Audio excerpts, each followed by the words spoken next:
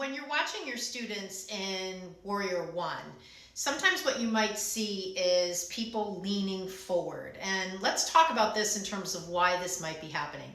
And this really gets to your ability to apply anatomy to movement, which is really a huge part, if not the biggest part of what teachers are doing. They're watching people move on the mat and they're applying what they know about anatomy to that movement so they can share corrective cues, help people get into better alignment, or even just share action cues that really help students get into the pose. So when you have somebody in Warrior One, I think you'd agree that the general alignment is this. So the shoulders are over the hips, the front knee is over the heel, the hips are centered, the pelvis is centered to the front of the mat. Now when we look at the posture, we have this hip inflection and a little bit of external rotation, this hip in extension and internal rotation.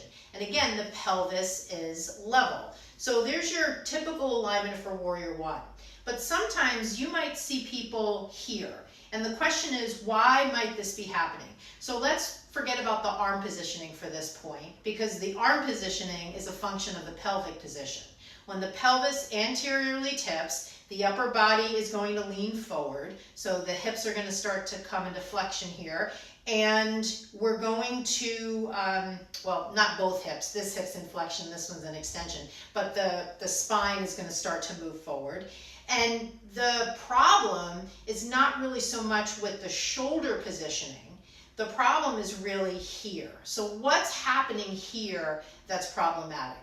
Well, especially if the student steps really, really long, the contributing factor may be that this hip, which is an extension, therefore the gluteus maximus, which is the big muscle on the back of the pelvis responsible for hip extension, is the worker of this side of the pose. It's concentrically contracting to take this hip into extension.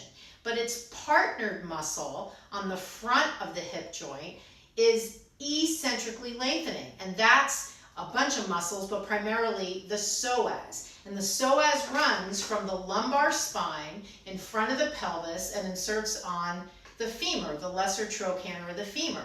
So because the psoas is eccentrically lengthening, if it's not sufficiently flexible, it can't really keep up with the amount of lengthening that's being asked of it. The range of motion is just not there. And so the compensation is to anteriorly tip the pelvis. And when the pelvis anteriorly tips, now you can see what happens to the shoulders and the spine. Everything in the upper body starts to shift forward. So the corrective cue here is to simply have the person step the back foot in a little bit, pull the belly button into the spine to lift the front edge of the pelvis, which takes the person from an anterior tip to more of a neutral pelvis.